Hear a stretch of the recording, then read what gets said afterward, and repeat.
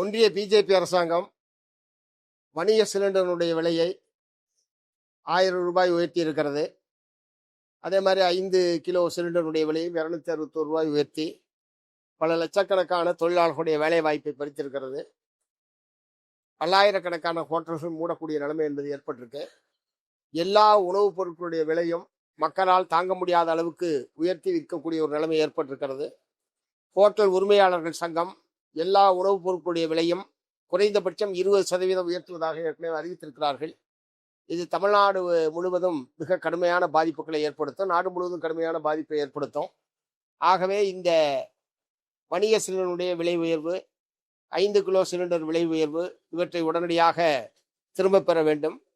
அதே மாதிரி அநேகமாக அடுத்த ஒரு சில நாட்களில் வீட்டு உபயோக சிலிண்டருடைய விலையும் உயர்வதற்கான வாய்ப்பு என்பது இருக்கிறது. அதே மாதிரி பெட்ரோல், டீசல் இந்த பொருட்களுடைய விலை என்பது கடுமையாக உயர்த்துவதற்கான ஆபத்து என்பது இருக்கிறது. ஏனென்றால் சர்வதேச சந்தையில் ஏறத்தாழ ஒரு பேரல் கச்சா எண்ணெயினுடைய விலை $126 என்கிற அளவுக்கு உயர்ந்திருக்கிறது. ஆகவே இத்தகைய சூழ்நிலையில் ஏற்கனவே கச்சா எண்ணெயுடைய விலை குறைவாக இருந்தபோது அதை மக்களுக்கு அந்த லாபத்தை கொண்டு போய் சேர்க்கக்கூடிய வகையில் எந்த நடவடிக்கையும் பிஜேபி அரசாங்கம் எடுக்கவில்லை. இப்போது அவர்கள் சர்வதேச சந்தையில் விலை ஏறி இருக்கக்கூடிய மொத்த சுமையையும் பொதுமக்கள் தலையில் திணிப்பதை நாங்கள் வன்மையாக கண்டிக்கிறோம்.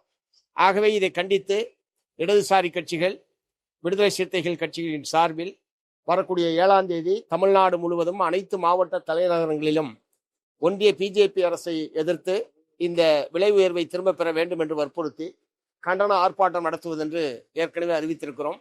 இங்கே சென்னையில் பீச் ரோட்டில் உள்ள கஸ்டம்ஸ் அலுவலகத்திற்கு முன்பாக 7ஆம் தேதி மாலை 4 மணிக்கு அந்த கண்டன ஆர்ப்பாட்டம் என்பது நடைபெற இருக்கிறது.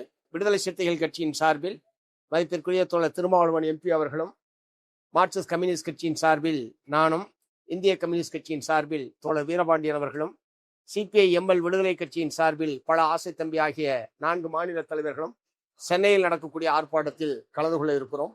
இந்த ஆர்ப்பாட்டத்தை எப்படி சிறப்பாக தமிழ்நாடு முழுவதும் நடத்துவது என்பது சம்பந்தமாக இன்றைக்கு அலுவலகத்தில் சந்தித்து பேசி அதற்கான வழிமுறைகளை உருவாக்கி இருக்கிறோம் என்பதை தெரிவித்துக் கொள்கிறேன்.